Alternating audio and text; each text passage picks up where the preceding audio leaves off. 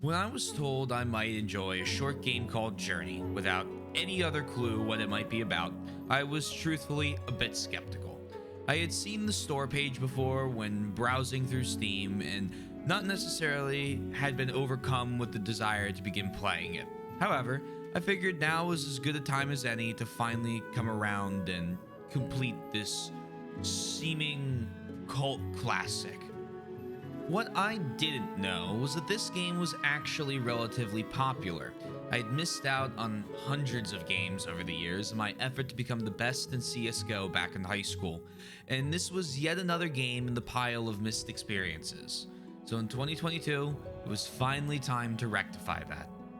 Journey was something of a newer experience for me, a game that didn't involve some sort of violence. Something that, if I'm being honest, I would love to try out more in the future, having cleared now.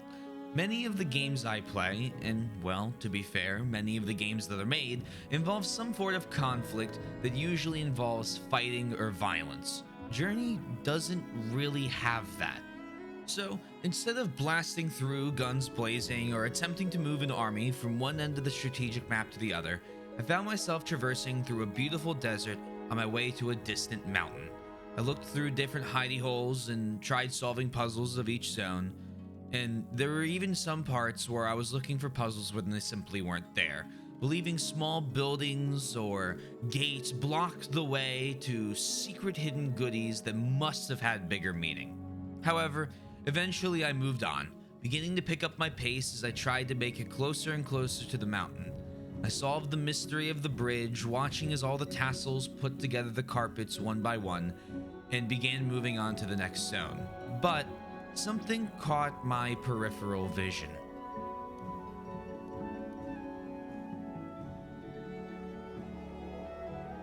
What are you doing down there?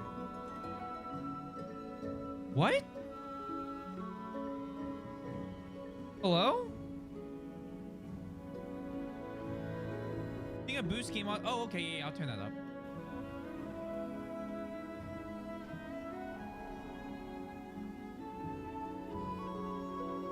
Hold on. Yes. Where'd you go? Hold on.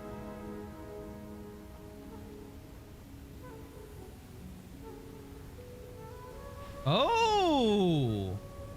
Well, well, well. Hello, friend. Can we get it? I had absolutely no idea that the game was multiplayer. I had assumed this was a simple single-player puzzle game with a lot of emphasis on passive storytelling. And I'll be honest, I generally don't do much in terms of multiplayer on stream. I generally avoid multiplayer games actually on stream, as I like to be able to focus on just the game and chat and not necessarily worry about having a companion I bring along. I actually still haven't played through Resident Evil 5 due to hearing that the best way to play the game was in co-op. I feel it can be very distracting, but I figured this game was short and I decided to give it a shot regardless. We ran around collecting secrets in the area where the buddy appeared before walking up over the bridge. It's here I want to bring up the way you communicate in Journey, which does not have voice or text chat. Instead, both players must use a ping, which plays a note whenever it's used, as well as refills your scarf's flying ability.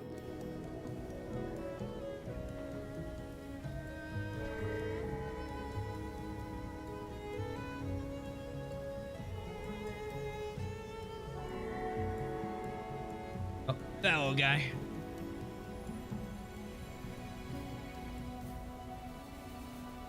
I bring this up because there were multiple times I would ping only to make fun sounds with my buddy, and they would ping back, creating a sort of song. And, well, the other thing is you don't know who your buddy is. The only way to identify who you're playing with is by the symbol that appears whenever either of you ping. It was an interesting mechanic, and it was easy to believe for me that this would decrease the bond felt between the other player and I. Without any way to really communicate or chat, how was I supposed to gather any information about them, really begin to form a bond? Quickly, though, that belief disintegrated. Each area we went through, I felt the bond between my buddy and I growing, and I was one of the lucky ones that got to keep the same buddy for the whole game. The next zones went by in what felt like a flash, whether it was zooming down the sands or dodging killer fish machines. My buddy and I stayed close and did our best to survive.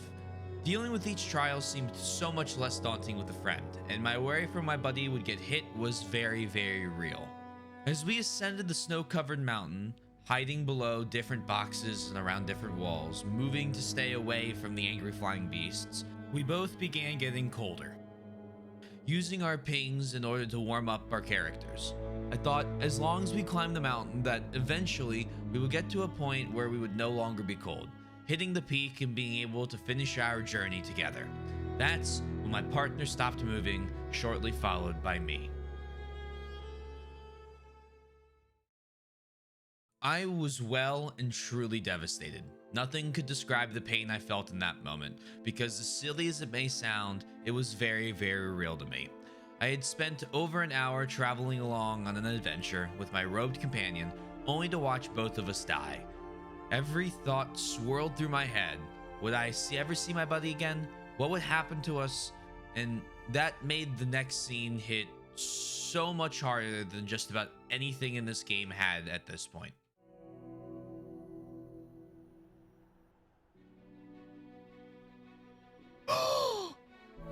Is that you? It's him! He's good!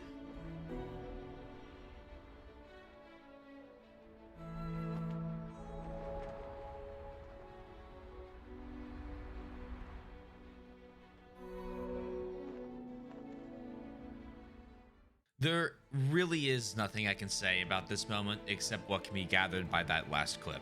I was over fucking joyed by the fact that my buddy was still with me. I checked the symbol multiple times and I just couldn't believe it. My buddy and I were going to finish our journey together, flying around with the power granted to us by the white robes.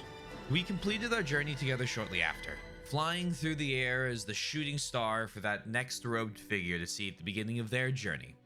There are very few words to describe this game and my feelings with it. And recently I have gone back and played it again in order to remind myself of that first playthrough. But I had multiple partners on that run, and it just wasn't as emotionally involved as the first time on the journey. But it was still an amazing experience. I know I'm late to the party here, over a decade in fact, but this is a call to anyone who hasn't played this game yet to go through an amazing experience of the journey yourself. There's plenty I left out of this video in order to allow you to discover some of the mystery yourself. And to really describe it, I'm going to steal an idea from a previous video I found while doing co-op Stardew. So, in the words of Greg Anderson, focus on the journey, not the destination. Joy is found not in finishing an activity, but in doing it. That very much holds true for Journey. It was an adventure I wanted to never end. I wanted to continue on my path with my buddy for much longer, solving puzzles and making our mark on the world in some way. And hopefully they felt the same way. I appreciate you guys listening to me talk about Journey. I really enjoyed it, and I hope if you've played it, you do too, and if you haven't, that you will in the future. Thank you for watching, and I hope you have a wonderful day. Spencer's still on break from the last very difficult task in editing together Stardew videos. Therefore, Fisher's taking his place for this one. He asked me to ask you guys to consider pressing the buttons below the video, and to know that he will be eternally grateful if you do.